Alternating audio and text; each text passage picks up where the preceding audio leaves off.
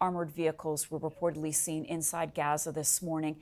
Is this the sort of expansion that you would expect? Is this how you would picture the ground offensive playing out?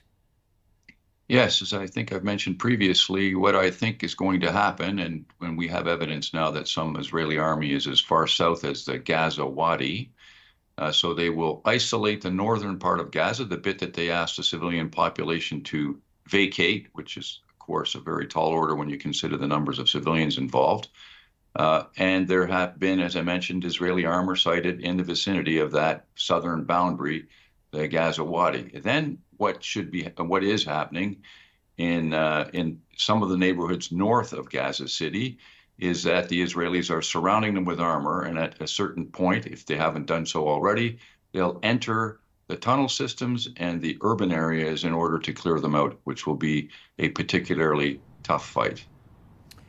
I just want to be clear on your last point there. You expect Israeli forces to enter the tunnels? Yes, they have no choice. They have to find the hostages, the 229 hostages, 75 or more that are dual nationals, are part of the game here. I mean, if you do not make an attempt to rescue the hostages and you just destroy all the tunnel systems from the air or directly using explosives, then you're going to, of course, harm the hostages that Hamas took on the 7th of October. So they will have to go in. They have units that are specially trained to go into tunnel systems, and they've been practicing these techniques since I was there in 2014 when they destroyed 34 of these tunnel systems. They've doubled the size of the unit that does operations inside of tunnels. So yes, they're going to have to clear the so-called Gaza Metro if they want any chance of liberating the hostages and of completely eliminating Hamas, which is their stated war aim. There are fears of strikes or a strike on Gaza's Al-Quds hospital after Israel ordered for its immediate evacuation, something that hospital officials say is next to impossible. Would Israel target a hospital?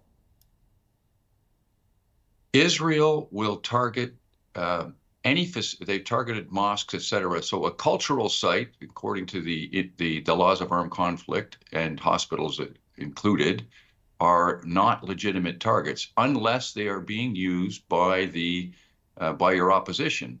And so that's why they've asked the hospital staff to vacate the Al-Quds hospital, although that seems pretty unrealistic under the current circumstances. So it appears to me that the Israelis are bombing in the vicinity in an attempt to get at this Hamas command and control structure that's underneath the hospital, as the Israelis claim. Whether that's the case or not, we don't know for sure, but I don't think that Israel would destroy a hospital just out of spite. They are definitely bombing in an effort to eradicate Hamas to the extent that they can from the air, which is almost impossible. Many of these tunnels are meters underground, tens of meters underground, and even with bunker busters might not be reachable. We learned over the weekend that Canadian Special Forces members are on the ground in Israel. They're doing what they call contingency planning with the embassy there in case things escalate. Major General, what does that mean? Give us your insight on that. Well, essentially, the Canadian Special Operations Forces Command has a number of units, and they have a bit that they throw out whenever there's an emergency of this nature called the Immediate Response Task Force. And its job, essentially, in this case, it seems, is to assist the embassy in planning in the event of a larger scale non-combatant evacuation operation, and of course in protecting the embassy itself.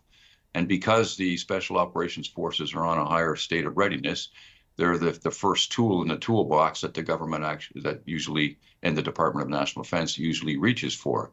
So to me, it makes perfect sense that they're on the ground conducting this contingency planning. It's quite normal in most of the crises that we've experienced around the world, whether you go back to even the summer of 2021 when we were evacuating Canadians out of Kabul. That would have been Canada's Special Operations Forces. So this is totally normal, if you will, in terms of the tasks that they receive.